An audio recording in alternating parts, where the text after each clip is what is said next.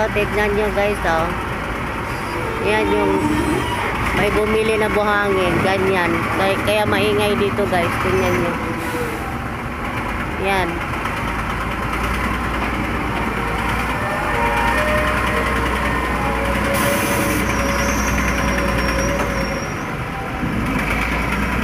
Araw-gabi yan. Walang tigil sa ano sa biyahe. Kaya hindi kami makakatulog sa sobrang ingay. Tapos alikabok pa. Tapos hindi pa nila nilagyan ng ano dito sa likod namin. Dapat nito may ano siya may pader, no? Kasi para hindi kami maalikabukan.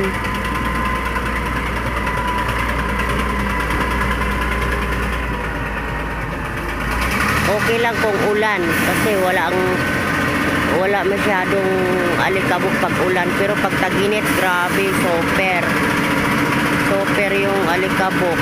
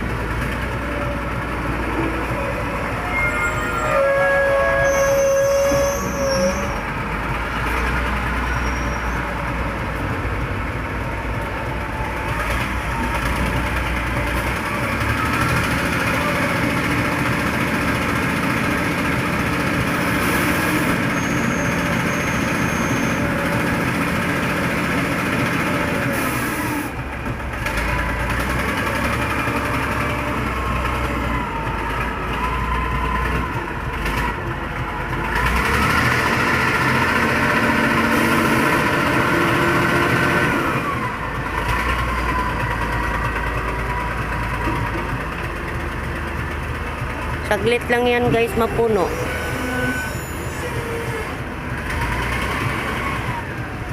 Yan yung ano, yung trabaho ni Charlie dati, yung katulad sa kanila, oh, yung tagapala. Kasi yung buhangin na yan, amo ni Charlie yan dati. Sa asawa ko, yung asawa ko, diyan nagtatrabaho dati. Ngayon, wala pa yan siyang traktor dati. Pala pa lang, mano-mano. Kaya nung nakabili na siya ng traktor, ayun, pinaalis niya na yung mga nagtatrabaho. Kaya yun, nalibor siya ng mga trabahante ngayon. Kasi iniwanan niya na yung mga tao na nakabili na siya ng traktor.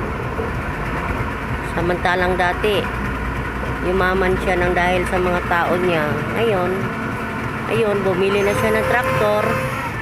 Kaya ang mga tao, nilibor siya. Yan yung ano, yan yung amo ni Charlie dati. Yan yung buhangin na yan.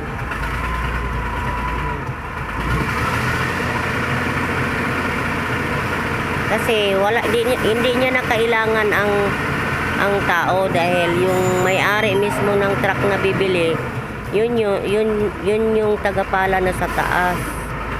Hindi na kailangan kay mayroon na siyang traktor. Hindi niya na kailangan tao. Kaya yung mga tao nagugutuman. Nung nakabili na siya ng traktor, napabayaan na yung mga tao niya. Kaya ngayon, ang nangyari, nilibor siya ngayon ng mga tao niya. Ayun, sapok siya. Diba guys?